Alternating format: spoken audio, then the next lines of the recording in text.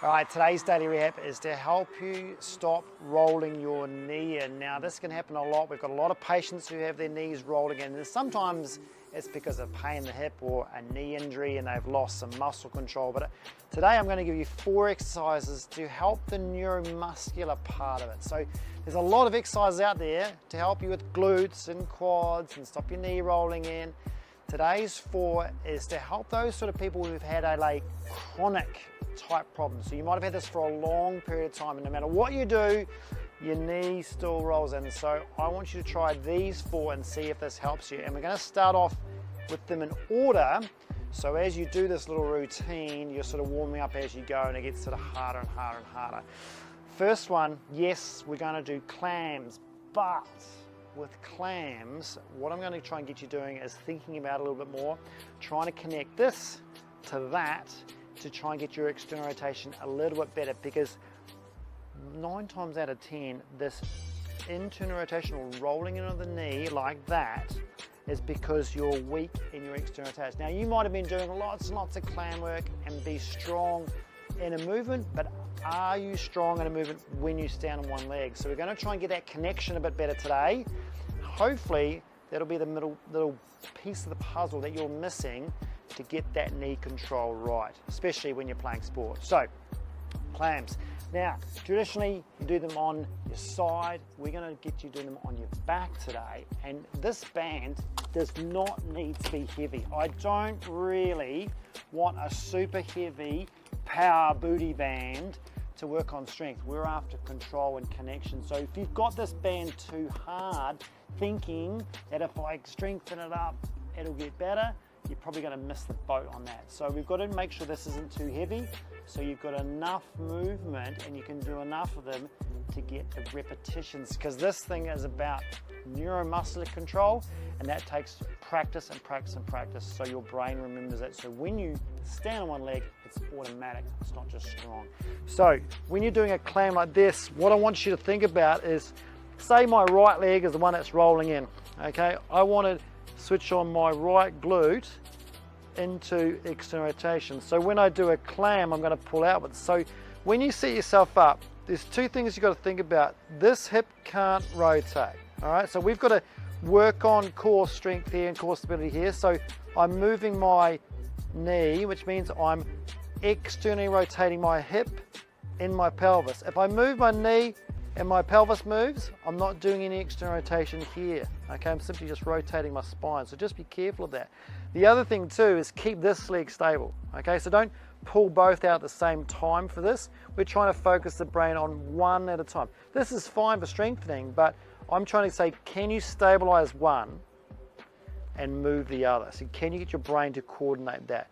Now, tips for when you're pulling it outwards. I don't want you to think just pull outwards.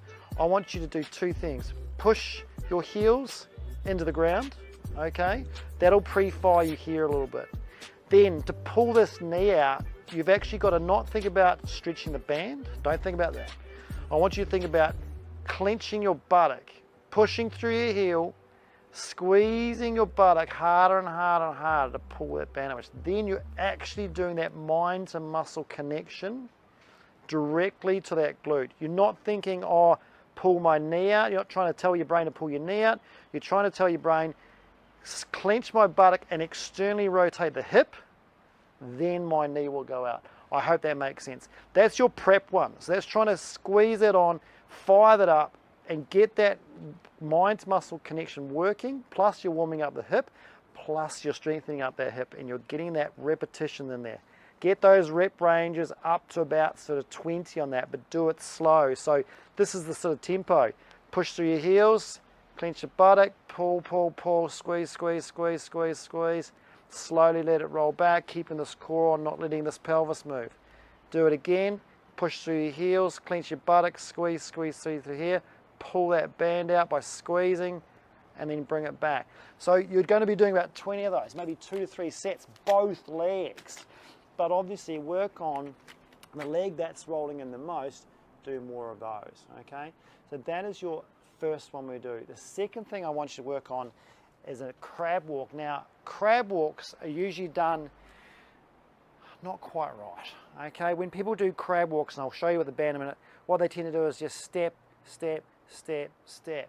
Okay, and they're just working on trying to step sideways and use a little bit of glute med. We need to use that glute med a little bit better and make sure when we do step sideways we don't let our knee roll in. So this is going to get a little bit more sort of functional, if you like, a bit more relative because you're standing. So again, band does not need to be heavy. Okay, that band, again, if it's too heavy, it's going to pull your knees in, right? So when you're doing a crab walk, I'll show you here, I don't want that band so heavy that when you step, it pulls your knee. So you've got to go from here in a sitting position because we want our glutes on. So the more you're in flexion, the more they're going to work, okay?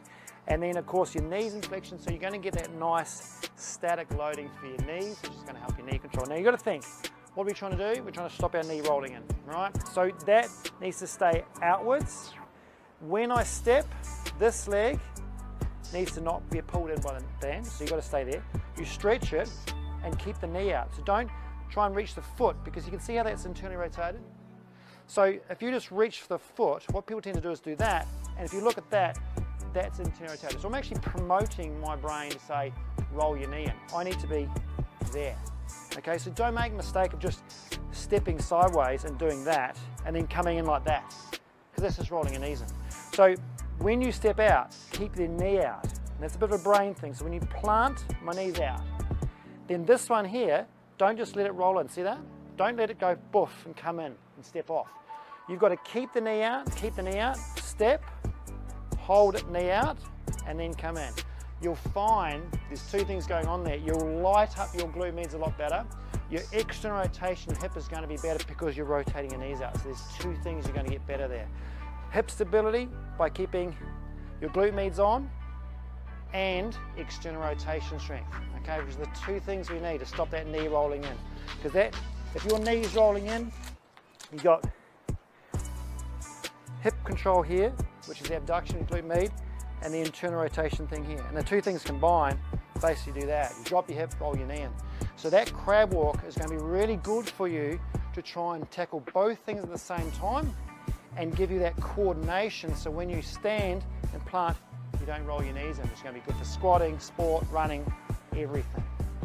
So if you've got through those two, the third thing I want you to work on is your single leg squat. Now, this is probably more about brain than it is about muscle, but what I want you to work on is doing what our favorite little step down exercise with the band. Now you've probably seen this years ago from me. This is one of my favorites. I'll just reiterate why you're doing this. This band here is a mini power band, 41 inch. Okay, it's not too strong. I don't want this too heavy, because if it's too heavy, it's just going to pull my knee in. Okay, so it's going to be too hard to fight with. I need some sort of tension that gives me feedback. Okay, so it's trying to pull my knee in. I then fight that. That gives me a bit of feedback up through the hip to know what to do. Okay, plus it also gives me a reference point of where I've got to pull my knee out. So make sure you're not super loose, it's like that. You've got to be at a point where there's enough tension but not too much. Now the movement is going to be a step down. So you're going to step from here, down, and come back. Now, a couple of things you've got to think about. Of course, you're going to try and stop that knee rolling. That's the whole idea. I want to train my brain like I'm trying to pretend I'm trying to get better at golf or get better at tennis. I've got to repeat the movement in a good pattern. So I want to make sure I don't keep doing this all the time. Every time I step down, I don't want to roll my knee in. Okay, so I'm only allowed to go as low as I can control. And when that knee is about to go, like that, I don't go that far. Okay, so there's no point in you going all the way down and rolling your knee in, okay, and expecting it to get better. Try and make sure you just go to the point of control and then come back. The better you get, the more repetitions you do, the stronger you get, the deeper you'll be able to go. Okay?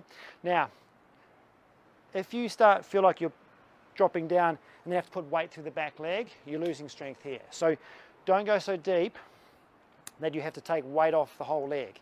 So if you go to the point here and you can't just tap that foot, like you can't hold it there, then you've gone too deep. Because I don't want you stepping off this and stepping back and loading this back leg. There's no point in that, because then all the weight's gone from here and I'm not doing anything here. So keep the weight on the front leg, keep the knee in line, keep the hip from dropping down. Hip stays up, knee stays in line, pulling on that band, down you go. This one's just tapping, and then you come back up again. I probably make it look easier than it seems, but I practice a lot. And that's the whole idea. Practice a lot, you get better, okay? No matter how big your legs are or skinny your legs are, you practice enough, you'll get the right knee control, because a lot of this is neuro-muscular control, not just strength or size of your legs, okay? So you can have, you know, big legs, skinny legs, but still have terrible control. So that is one thing I'd work on. The last one is a skater squat. So what we're trying to do now, that was like my leg going backwards. Now I'm going to try and add in a lateral component. So if I'm controlling this way, that's good for running forward, but I also want to control sideways, okay? I want to be able to step sideways or control that movement. So if you're on something like this, like fake grass, you need a slider disc, okay? Something like that's got a bit of plastic on it. If you're on floorboards, you could use, say, a towel, something like that. And if you're on carpet, you can just use your foot. So this thing here, if I'm gonna train my right leg, this is the slider one, okay? So this is the one I want to remain stable. Now let me show you it wrong, and then I'll show you it right. So if I'm doing this wrong, what will happen is I'll move over the slidey disc and then come back, okay? And that's going to sort of start me working in the groins too much. What I want to do is stay over the planted leg. So this is light as, this is not doing much. This is doing all the work, because that's what we do when we run, okay? So I want to keep, again, pelvis level, knee over the foot, right? Thinking about not letting it do that, trying to keep it out, and then as I drop down, as I bend my knee, I'm looking at my knee. I'm sitting my hip back, I'm looking at my knee, I'm going further and further and further. As I drop down here, I'm going further there. So further and further, this is sort of, my center of gravity is going out, which I have to work harder here, and then I push up with this leg. Okay, don't try and drag in with the slidey leg. Okay, otherwise you're going to start working muscles here, you're going to take the weight shift off here. So this one has to do all the work. You sit, bend your knee, sit right backwards. What do you got to do? Not let it do that. Okay, this is going to help you keep your level because of that leg there. You just got to focus on this. And you go as deep as you can without it rolling in, and then come back up. Think about having like body over hip, hip over knee, knee over foot. You can't go wrong. So there's my 4 sort of in a row. If you haven't tried those ones, put that into your program and see if that helps start just slowly bringing that knee in better alignment the more you run and play sport and exercise. And over time, you know, this is going to take you months, but over time, that should help bring it a little more in line, which will stop knee pain. See you next time.